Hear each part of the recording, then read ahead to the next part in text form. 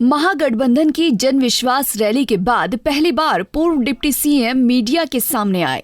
इस दौरान उन्होंने कहा कि पूरे बिहार में हम लोगों ने यात्रा की और लोगों ने हमें प्यार और मोहब्बत दिया और विश्वास दिखाया। मात्र 10 दिनों के अंदर 22 तारीख को हम लोगों ने तय किया था कि रैली हम लोग करेंगे और 3 तारीख को रैली की। आने वाले 2024 के चुनावों को देखते हुए बिहार की धरती पर एक ऐतिहासिक रैली के जरिए पूरे मुल्क को पैगाम दिया कि हमारा जो गठबंधन है, महागठबंधन इंडिया अलायंस है, ये मजबूत है और आने वाले वक्त में बिहार से हम लोग चौंकाने वाले नतीजे देंगे।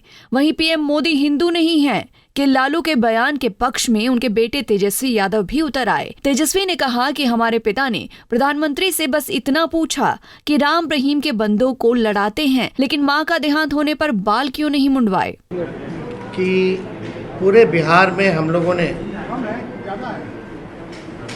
यात्रा किया, जन विश्वास यात्रा, और हर जगह जो है लोगों का हुजूम, जगह जगह भर रास्ते, चाहे दिन हो, रात हो, सुबह हो, शाम हो, लोगों का आशीर्वाद, प्यार और विश्वास और ताकत लोगों ने दिया। इसके लिए हम सभी बिहार की जनता को धन्यवाद देते हैं आप लोगों के माध्यम से। और मात्र 10 दिनों के अंदर, यानी आप समझिए कि पिछले माह के 22 तारीख को ही हम लोगों ने ये तय किया था कि रैली हम लोग करेंगे और 3 तारीख को रैली की गई। यानी केवल 10 दिनों के अंदर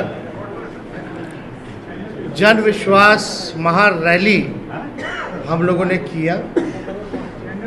रैली के दिन खराब मौसम के बावजूद भी लाखों लाख के तादाद में लोग जुटे। एक ऐतिहासिक और एक सफल रैली का आयोजन किया गया और आने वाले 2024 के चुनाव को देखते हुए बिहार की धरती ने एक ऐतिहासिक रैली के माध्यम से पूरे देश में संदेश दिया कि हमारा जो गठबंधन है, महागठबंधन इंडिया गठबंधन, ये मजबूत है और आने वाले समय में बिहार से हम सब लोग चौंकाने वाला रिजल्ट देंगे। मोदी परिवार फिर हिंदू है कि नहीं, उसको लेकर के उन्होंने कुछ वीडियो जारी किया, कहाँ कहाँ उन्होंने पूजा और राम मंदिर। क्या लगता है 2024 में जो ये एजेंडा सेट हुआ उसमें लालू ने ही मदद किया? ये हिंदू, राम मंदिर और परिवार, कोई ये आपकी सोच है। मुद्दा साफ यहाँ खड़ा है, गरीबी, बेरोजगारी। ये क्या है? लालू जी ने एक बात नहीं की, बहुत बातें की, लेकिन एक बात तो सही है कि अभी तक सही से जवाब कहाँ कोई दे पाता। इस पे हम ज़्यादा टिप्पा टिप्पणी नहीं करना चाहते हैं। हम लोग भी सब परंपरा को मानने वाले लोग हैं, हम लोग भी हिंदू हैं, हम लोग भी पूजा पाठ करते हैं, हमारे घर में भी मंदिर है, सुबह शाम वहाँ आरती होती है। तो इस तरह कोई बात धार्मिक को लेकर के एजेंडा नहीं हो सकती। लेकिन हाँ, अगर हमारे भी घर में कोई किसी की मृत्यु होती है तो हम लोग बाल मुड़वाते हैं, हम लोग दाढ़ी छिलवाते हैं, हम लोग अपनी बेटी का मुंडन हम करा के आए, तो हम लोग तो फॉलो करते हैं ना। लालू जी ने तो बस यही पूछा, तुम इतना प्रचार करता है, नफरत फैलाते हैं, उकसाते हैं लोगों को, धार्मिक भेदभाव आप कराते हैं, आपस में राम और रहीम के बंदों को लड़ाते हो, तो आप क्यों नहीं मुड़वाएं? इतना बड़ा आप अगर बात करते हैं तो आप क्यों नहीं मुड़वाएं? यही तो बात थी। वहीं इस दौरान तेजस्वी यादव ने पिछली गठबंधन सरकार के कार्यों को गिनवाया। साथ ही बीजेपी पर हमला बोलते हुए तेजस्वी यादव ने कहा कि हमने अपने कार्यकाल में 17 महीने में सभी वर्ग के लोगों को नौकरी दी है। खेल के क्षेत्र में हमने मेडल लाने वालों तक को नौकरी दी है, लेकिन बीजेपी ने सिर्फ नफरत फैलाने का काम किया है।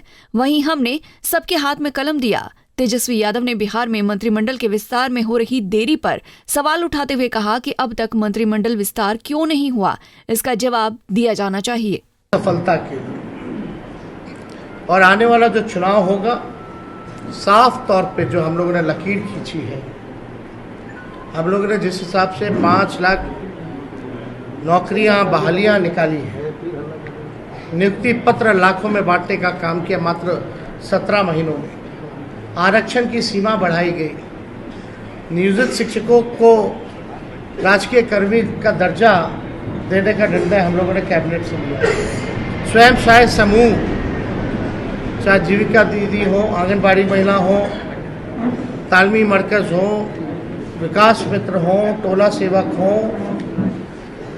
आशा दीदी हो, ममता दी हो, सभी लोगों के मानदेय को बढ़ाने का निर्णय इन 17 महीनों में हम लोगों ने किया। इसके साथ साथ स्पोर्ट्स पॉलिसी के साथ साथ आईटी पॉलिसी के साथ साथ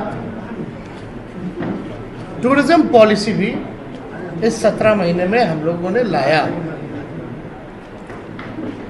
जो खिलाड़ी स्पोर्ट्स पॉलिसी के तहत हम लोगों का था कि भाई जो खिलाड़ी मेडल लाएंगे, बिहार का, देश का नाम रोशन करेंगे, उनको भी हम लोगों ने नौकरियां दी और हाईएस्ट लेवल है उस मामले में डीएसपी के लेवल तक का नौकरी जो है लोगों को मिलेगा जैसा वो मेडल लाएंगे।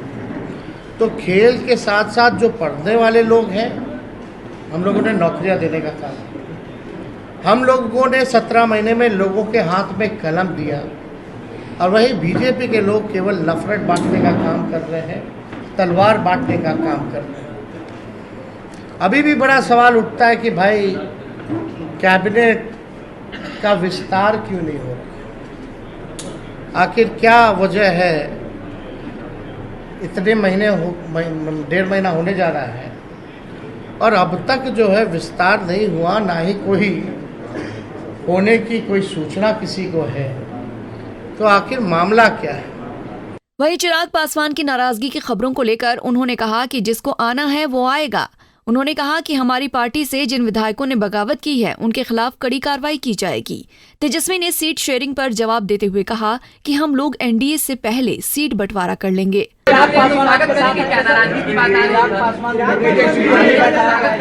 इसमें हमको क्या कहना, हमको तो कहीं जाना है नहीं, हम तो जहाँ हैं वहीं हैं, जिनको आना होगा वो ना बताएंगे। तब की बात है। ब्रिजभूषण शरण सिंह ने कहा है कि मैं भी मोदी का परिवार हूँ। ब्रिजभूषण शरण सिंह, जितने महिलाओं का शोषण का आरोप है, उन्होंने भी कहा कि मैं भी मोदी का परिवार हूँ। अब देखिए, अब इस पे ज़्यादा कुछ तो हम नहीं कहेंगे, लेकिन हम इतना ज़रूर कहेंगे 80 करोड़ गरीबी से करते हैं हाहाकार, 100 करोड़ बेरोजगार, 120 करोड़ महंगाई से लाचार, दुखी सब परिवार फिर भी कहते हैं उनका परिवार। दोबारा हम पढ़ देते हैं, 80 करोड़ गरीबी से करते हाहाकार, 100 करोड़ बेरोजगार, 120 करोड़ महंगाई से लाचार, दुखी सब परिवार फिर भी कहते हैं उनका परिवार। मतलब मुद्दे की बात होनी चाहिए। पिछले बार चौकीदार हो गए थे, अब जो है परिवार हो गए हैं। ये इससे नहीं, आपको बताना होगा कि आपने कितने रोजगार दिए। नहीं, इसमें हम लोगों ने लिखित में हमारे सचेतक ने और हमने खुद भी स्पीकर महोदय को हमने लिख करके दिया है।